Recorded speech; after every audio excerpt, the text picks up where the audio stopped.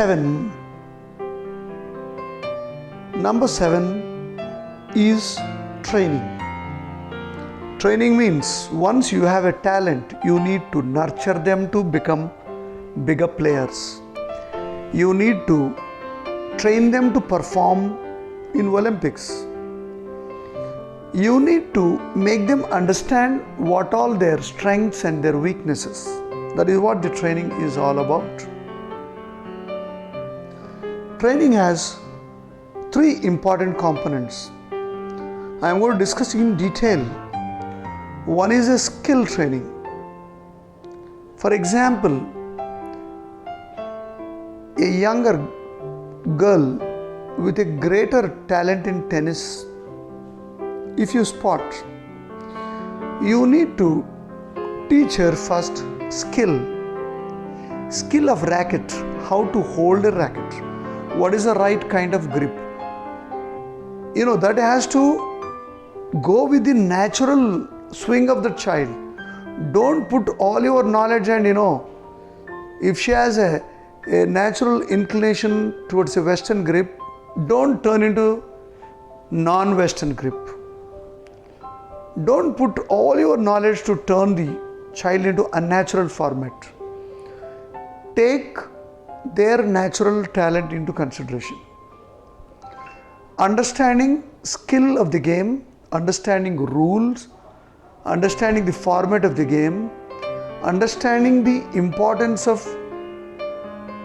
fitness, training, and the role of preparation for competition. There are so many things you need to teach them when you teach skill.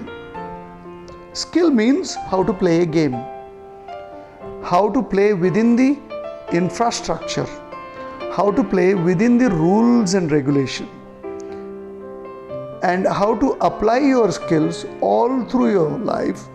It may be a small training or it may be a Olympics. Skill should be taught by a very good coach.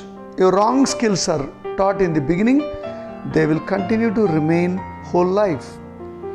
I remember a saying, our great tabla maestro Allah Rakha once refused to teach a boy who already learned little tabla, because training a completely raw boy or a girl is easy. You can teach them a proper skill. That means you can plant a very good software into your computer without any bugs. But if there already a wrong program is implanted, if there already has a bugs, it is very difficult to format.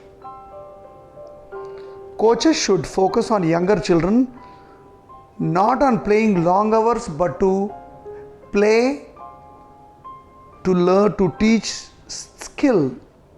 How to hold a racket, how to play a ball with a correct follow through, how to serve carefully. But don't have to put them for 3 hours, 4 hours of rigorous training to play that skill. That means don't overload them, but a very, very scientific methodology should follow to train them skill. Skill acquisition, it varies with the age.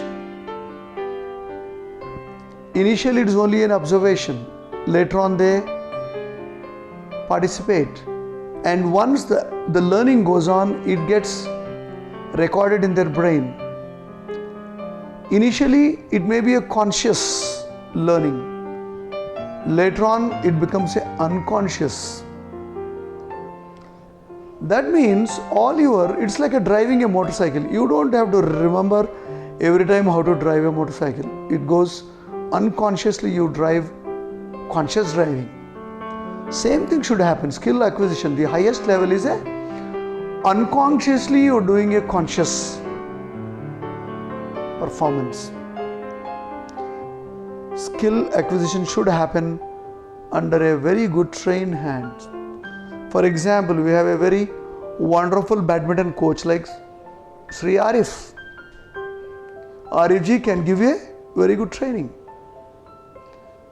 People may perform later on under somebody else coach, but who has given you the basic skill? The first coach is very important in all games and sports. Your school physical education teacher perhaps. So in the training, the first foremost important is the skill acquisition.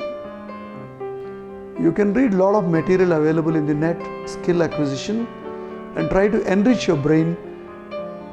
Focus on not to overload the child, but to selectively, cautiously teach them how to acquire skill.